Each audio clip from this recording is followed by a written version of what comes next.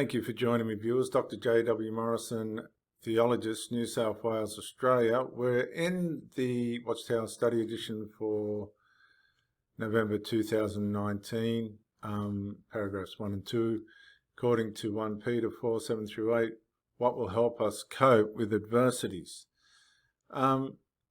There's signs, because they say we need good friends during the Great Tribulation. There's signs that are going to take place before the tribulation begins. One of those signs is there'll be a world leader that brings peace to the world like no other. But he'll be assassinated. He'll be mortally wounded in front of the world, so it'll probably happen on TV. There's all sorts of signs.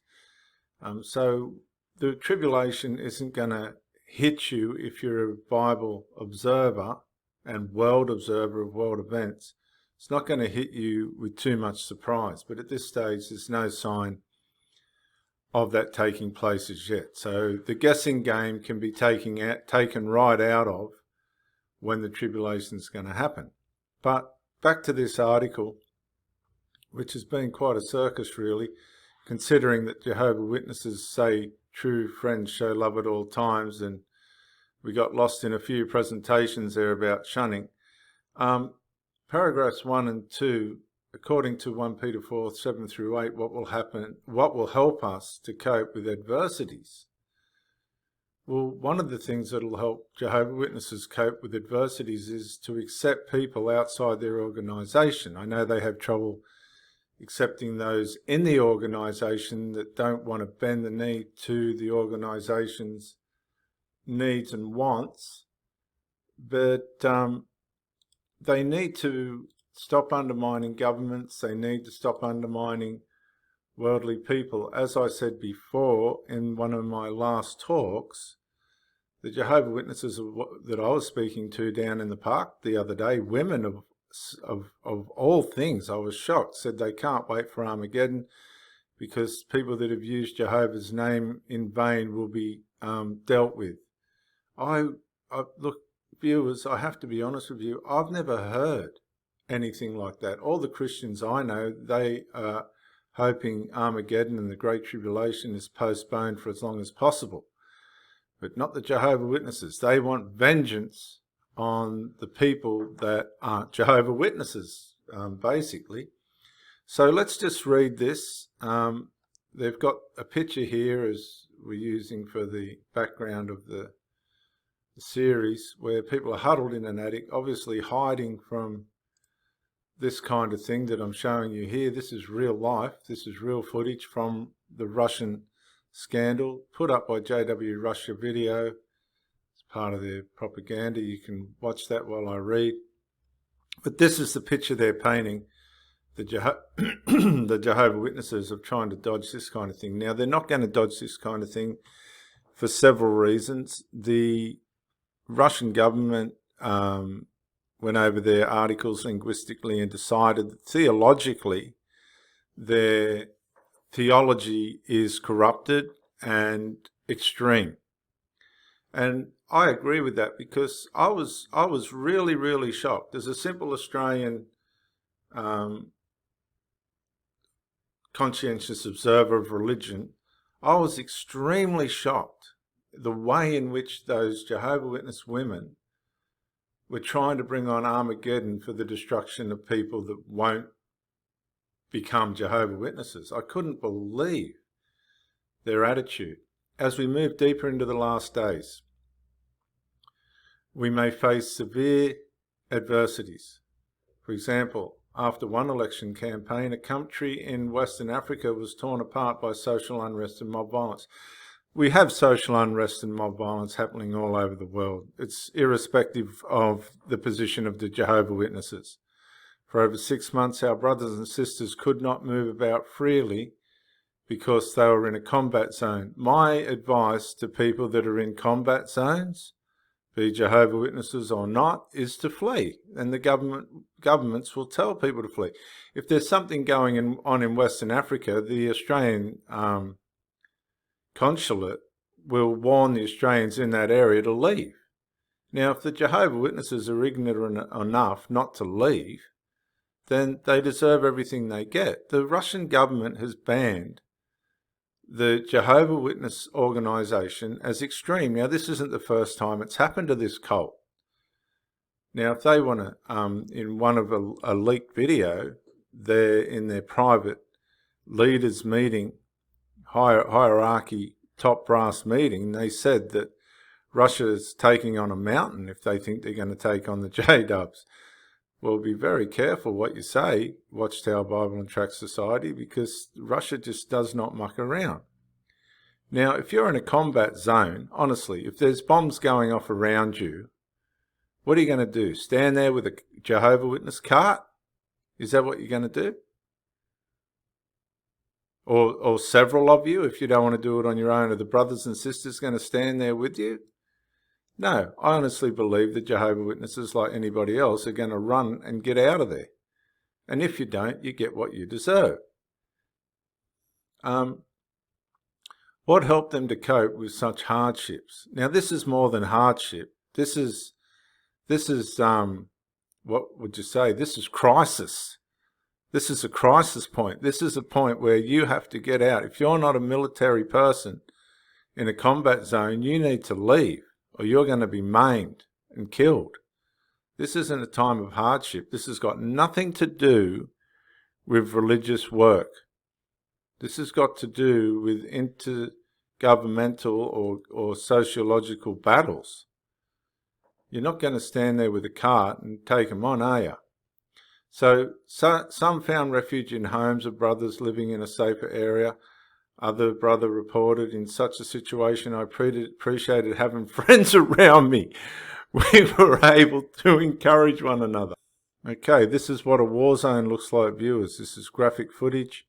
You can have a look at this. Well, are you going to think that the Jehovah's Witnesses are going to be standing in a war zone with all this sort of thing within a combat zone? This is real. People die in combat zones. They're not the sort of place that you just stay around. This sort of language is so far from reality, it's not funny. In such a situation, I appreciated having friends around me. We were able to encourage one another to do what? To stay with a cart? Look. No, you want to be encouraging one another to get out of there. Get your senses together and get out of there. When the Great Tribulation strikes, we will appreciate having good friends who love us. You'll appreciate more than that. You'll be trying to stay alive. So it is urgent that we build strong bonds of friendships now. Now, the problem with this is, and let's just face it, the Jehovah's Witnesses don't want to build friendships with people outside their organisation. They don't want to build friendships with people that are not Jehovah's Witnesses. Some more Civil War footage. Do you think the Jehovah's Witnesses are going to be hanging around there trying to make friends and all the rest of it while all this sort of stuff's going on where they're trying to be missionaries? No. We can learn much from the experience of Jeremiah, whose friends helped him survive during the time leading up to the destruction of Israel. How can we imitate Jeremiah? Jeremiah's got nothing to do with this sort of civil unrest, which is what they're talking about. They're talking about, and they mentioned themselves here in the article, a combat zone. Do you think the Jehovah's Witnesses are going to be encouraging one another to stay out there in with the carts in this sort of thing, or hide in homes and stuff? You don't see Jehovah's Witnesses helping these people that are fleeing war. You do see the Red Cross and the Salvation Army and all these types trying to get in and help, but you won't see the Jehovah's Witnesses organisation get involved in this sort of charitable work. You just won't see it. It's not what they do. So if Jehovah's Witnesses want to, play the persecution game for an organisation that's regarded as extreme and a cult, then go right ahead. You're not going to find any example from Jeremiah, because you'll see Jeremiah got his mates to go and do his dirty work. He didn't risk it himself. So I'm going to hand this over. We'll look at some videos. This is Dr. Jason W. Morrison, Theologist, New South Wales, Australia. I hope you enjoy the following presentations. Links will be left below.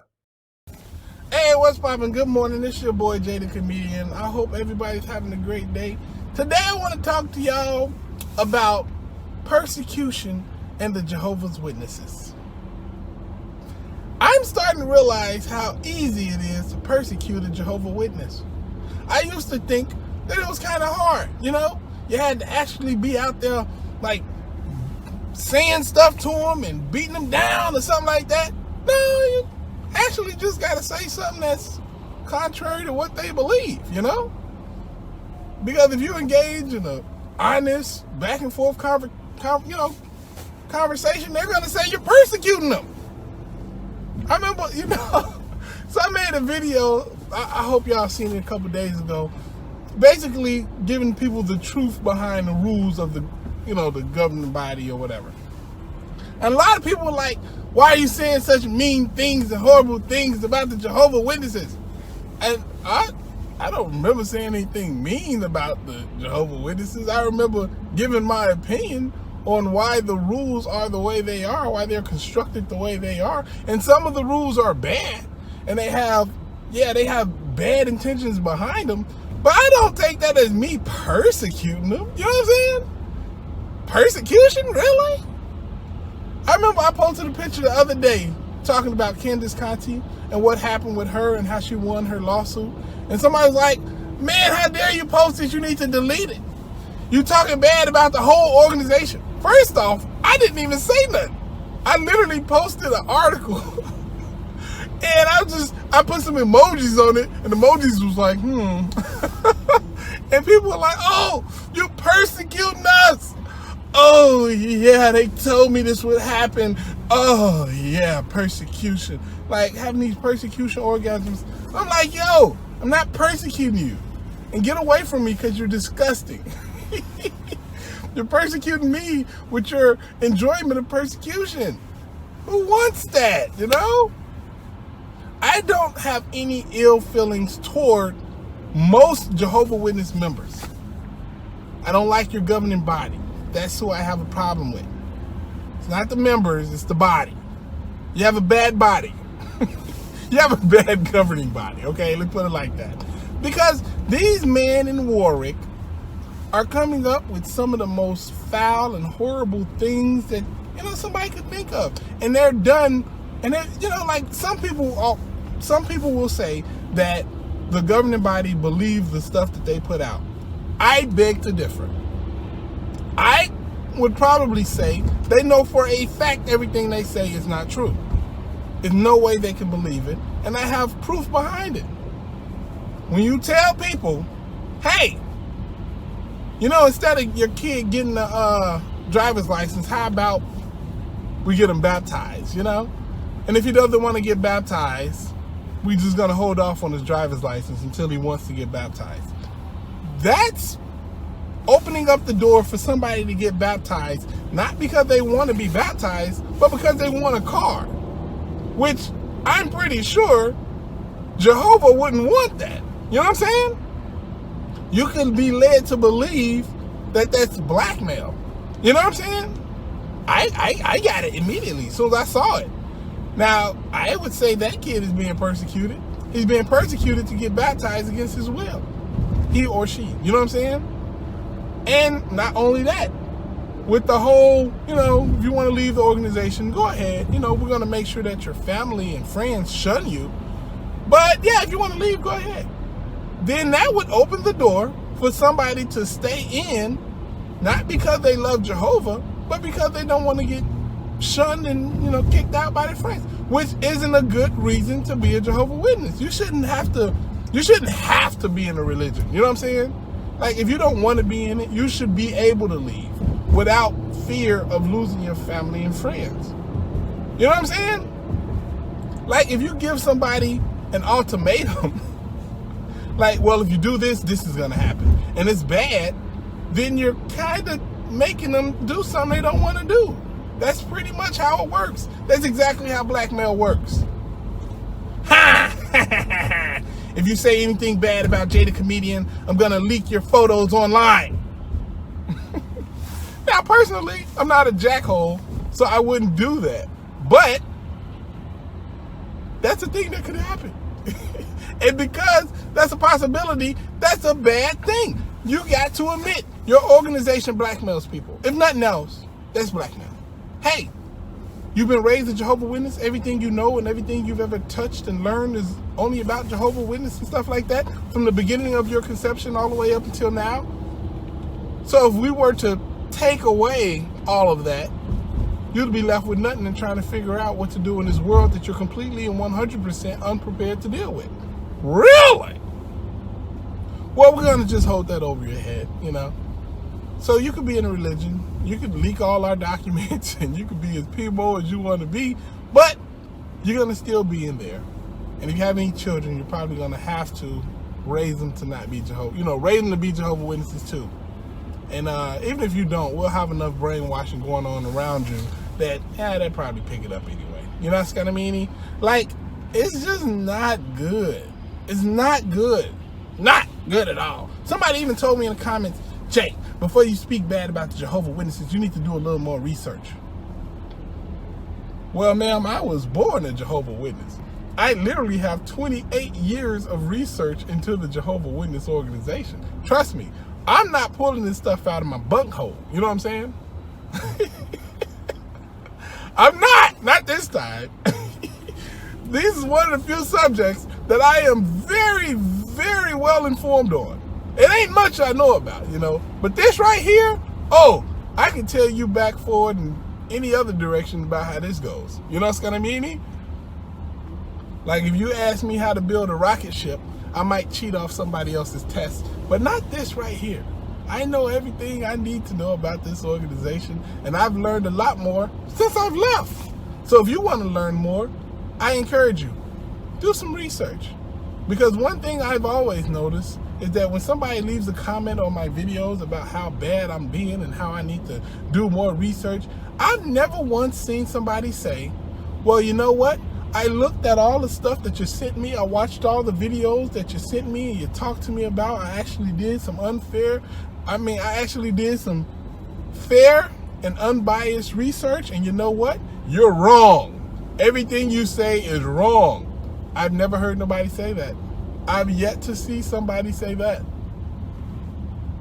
And if they did say it, it's going to be a lie. Because I can tell you now, they say apostates, you're an apostate if you lie.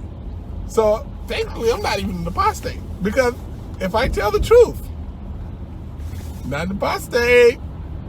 So if you want to do unbiased research, look outside of jw.org, call up some people, not Jehovah's Witnesses, maybe some ex-Jehovah's Witnesses, get some information from them, do some unbiased research. You don't even have to look at XJW stuff. You could look at legal documents, especially from the Australian Royal Commission.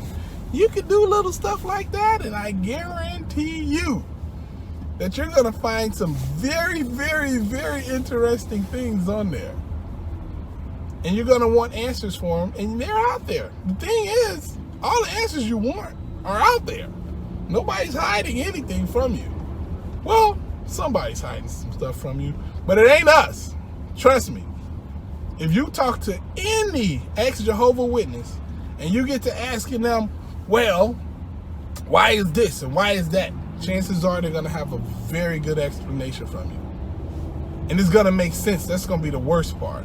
They're going to have a very good explanation for you, and it's going to kind of make sense.